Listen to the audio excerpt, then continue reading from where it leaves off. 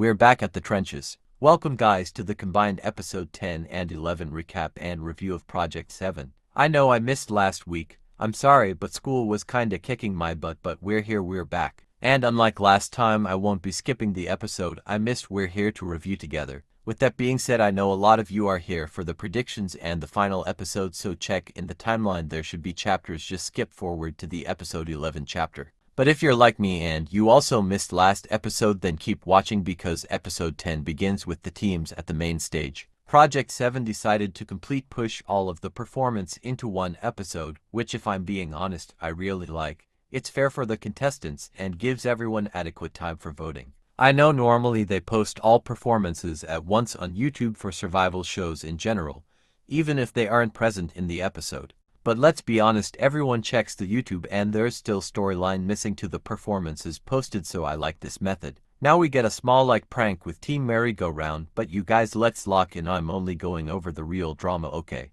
At the start we get a lot of more personality moments, like Tension's birthday, reminiscing on the experience of Project 7, etc, etc. We finally cut to the main stage again, and the first team to go up is Time After Time. Most of the problems with TAP pertain the line distribution. During the progress check, the worrying of the mentors falls on Youngseo, who has to sing for a while and can't really maintain it the entire time. They also critique Binghua's rap. The team gathers and they decide to split some of the main vocal parts. Binghua and the others suggest Hanbin takes the TAP positions, but Hanbin rightfully is upset about the potential change. The team goes to record their parts where both the boys sing verse 1, and that's literally it for the pre-performance. Even so, I thought the performance was just beautiful. It was great. I loved the song. They all suited so well. Chenyu's voice is so gorgeous. We'll get to him again soon. I loved it. It was great. The only nitpick I have is the dance looked awkward at times. Still, it was great. I loved it. For MVP, I have to give it to Chenyu. I just adore his voice, and spoilers, I'm so sad he didn't make it. Anyways, after that we jump to Kool-Aid.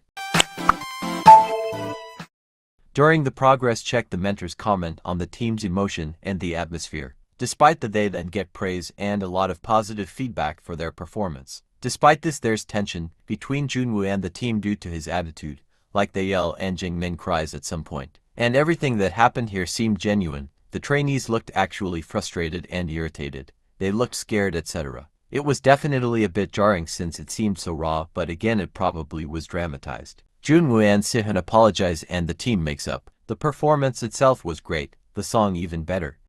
I loved Attila's voice here so much, it sounded perfect. But I don't know if I'm tired or just biased, but I feel like no one in this show has that wow stage presence, the one you could watch perform for hours and hours. That's what I felt was missing. There were outstanding moments with facial expressions, but there were also moments where it felt awkward or incomplete. Song-wise though, I think Project 7 has been too forward to. It's been great. We then jump to breaking news. Pre-performance, the team does relatively well. However, Jungwon begins feeling insecure for his skills and critiques. While it boosts his work ethic, he still struggles to keep up during rehearsals. He ends up breaking and cries, but after motivation he's able to continue working. If I'm being honest, I'm really surprised, and not in good way, at how centered the pre-performance montage was on one person. It was kinda insane to watch. This is no way hate towards Jungwon whatsoever, but this is the final performance for some of these boys, and they get zero screen time for their last montage. This is not to say the others weren't centered or based around a trainee. Time After Time was Binghua, Kool-Aid was Jingmin, but it wasn't as blatant as breaking news. Despite that, I think the performance was good. Jungwon's work paid off because he did really good. The song, you know what, it was nice background music. Throughout the performance I kept gravitating towards Minseo. I think he did a really good job here. The best way I could describe it is very typical. It's what you expect from a boy group show, but not in a bad way, in a yeah, this is for sure from a BG show way. Also, I think the stage designs have been phenomenal, except Time After Time, but whatever. After redistributing the parts, the main struggle the team goes through is their synchronization live singing. Yichin wants to focus on live singing since the team lacks vocalists, while the others want to focus on synchronization. He and Yojin get into a small fight, but Yichin doesn't really argue back. Yojin eventually apologizes on his own and they're chill. The performance was pretty good. Again, I feel the same way as I did with breaking news. It felt very typical, but I did really like the choreo, it probably my favorite so far. The song was mid at best, the performance was good but not outstanding, it felt safe. They all did great. Seeing Ma Jingxiang improve so much compared to Boys Planet was nice, his voice was nice, but I think the team was very equal presence-wise. Anyways, after that we move on to merry-go-round. The team gets a lot of negative feedback from the other times. Kenshin acts as the mood changer in the team. When the others struggles, he is able to cheer them up. But that doesn't change the fact that his problem currently is the amount of lines he has. The team decides to try and include Kenshin more in killing parts, but I'm about to go into why I still don't think it was enough. The performance was great. Everyone did fantastic, the stage design was beautiful. Kenshin genuinely did phenomenal. I finally found that wow factor I was looking for. But Kenshin is someone who thrives in the center, but also someone who can't really withdraw his facial expressions when he isn't in the middle. It reminds me a lot of CB during Island. Their expressions and presence is at 100% all the time. I think in this case, because Kenshin got so little lines, it worked more in his favor because my eyes were glued to him almost the entire time, but also he does stick out sometimes. I really wish he got an actual singing part. If he did and he did that well, I genuinely might have solidified my one pick because wow, this guy is a performer. Other than that, I enjoyed it. The song wasn't as good as I thought it'd be, but it's fine, the performance was great. With that, we jump to the final results. First, merry-go-round. Second, trigger. Third, breaking news. Fourth, time after time. Fifth, Kool-Aid. I have to be honest, I disagree with the top three a lot. Based on impact, I put time after time at the top, then merry-go-round, then Kool-Aid and trigger/breaking news interchangeably. And we're now finally done with episode 10. No time for reflections, let's get straight into what the finale will look like. Here are your finalists.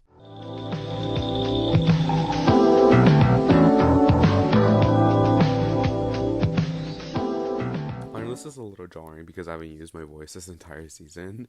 I used it a couple times during the Island 2 episodes, but you know what? I do want to get into as much detail as I can for the finale and when we're going to the finale. So let's start. Obviously, I'm going to be going from 1st to 7th place, and then I'm going to have some honorable mentions. You know, it's just the same thing. I would go over all of them, but there's somewhere I think it's like obvious. It's not going to happen. But I do want to comment on some notable ones, and then we'll see. For this elimination, Kenshin ranked 1st, and again, I honestly expected this. I think I predicted this, like, in the last elimination video I made. And honestly, I really do hope he maintains this center position. Kenshin absolutely excels in the stage performance category. He's an incredible performer. Again, I was in awe. The last round, I was like, wow, this kid, he can perform, bro. So I definitely think he should stay in the top 3. The lowest I see him dropping to is maybe 4th. And that's only because I don't think he has as strong of a Western fan base compared to the Eastern fan base. But even then, I think his Eastern fan base is enough to like carry him through. Please excuse my pronunciation, but I think Kyungbae is honestly the only other one that has an opportunity to take the 1st place spot. He ranked 2nd this match, and I told you guys twice on both of my elimination videos that he was going to be a contender for 1st place, and I still think that's very much true. Project 7 is kind of weird with their editing, where they don't do as much angel or evil editing as other shows do, but it's kind of obvious when they do. The only thing is that Kyungbae is ranking this high, and he's gotten like barely any screen time. Barely any. Yeah, he's gotten like a few like storylines and whatever, but if he's ranking 2nd place, when he's getting half the screen time of the other ones in the top 3, it's clear his fan base is super solid. He's definitely going to be making it into like the top 3. Lowest I think he could make it is maybe 5th. And that's only because I think his fans may slack off. I don't know, I could just sense it. But I don't know. I think he's genuinely going to take 2nd place and possibly even 1st. Minhyuk dropped 2 places from 1st place to 3rd place. And I think the writing is pretty much in the wall. I don't think he's going to be able to clutch up a 1st place win. But I do think he can make it up to 2nd. His fan base is always going to have a fire under their ass. And I think that's going to be enough to push him into the top 2. Next is kind of a controversial one. Seungmin went up 2 places. He's down 4th place. Let's be honest, guys. Let's stop lying to ourselves. There's no possible scenario where Seungmin does not make it into the top 7. whether he drops to last place 7th or he jumps into the top 3, I don't see a scenario where he does not debut. Of course, anything's possible, but I really don't see his fan base waning. His fan base is strong, as we can see. He went up 2 spaces. 4th place is nothing to joke about. He's like right there. He's competing with people like Ma Jingxiang and Sungho. Like, yeah, he's gonna make it in. Let's be completely honest. Ma Jingxiang was able to break into the top 7, into the top 5 again, but I think almost all of this is from his Eastern fan base, specifically his Korean fan base. His Korean fans are carrying him so hard, and I pray that it's enough to carry him into the final. I don't see his Korean fan base waning. He's doing pretty well, but I don't see him enter the top 4. I don't see him breaking 5 either. I think he's gonna make it in from 7th to 5th place, and I think that's his like sweet spot. With Sungho, I think he actually ranked 1st in his performance, so he definitely has the fans for that. He definitely has like the support for that. But he did drop 1 place, but I think that performance really did help him. He definitely has a shot in climbing up. But I also don't see the top 4 like shifting as much. I think it's gonna remain the same 4 people: Kenshin, Kyungbae, Minwook, and Seungmin. I think those are gonna be the top 4. I think that's pretty much set. But I do see Sungho like battling for the 7th to 5th spot. I'm actually surprised Yeojun dropped so much. He dropped 3 spaces. He's now in 7th. So that is definitely concerning. But I think his fan base is gonna have like a fire lit under their ass, and they're gonna be able to maintain that. I truthfully don't think he'll be able to break into the top 5. I think his 6th and 7th spot, I don't know why my mouth just made that noise, but I think the 6th and 7th spot will be where he averages and where he's going to end up in. I honestly think he can make it up to 6th, and Sungho may drop to 7th, but that really depends. I feel like right now, Yeojun, like his fans have more fire under their asses because he did drop 3 whole spots. That's like half of the top 7. So they're going to be like, okay, we need to lock in. But Sungho also dropped 1 spot, so that's also like, okay, let's get into gear. So I think he's going to be battling for the 6th and 7th spot. Obviously, the most likely to make it into the top 7 or battle for the top 7 is the 8th to 10th spot, which is Sihoon, Jiwoon, and Hajun. But I do want to talk about Hajun because he jumped up 10 spaces, like 10 whole ranks. And I think that says a lot. But I do think a lot of this is from group picking. The last elimination was 3 people, so there's still that element of safe picks.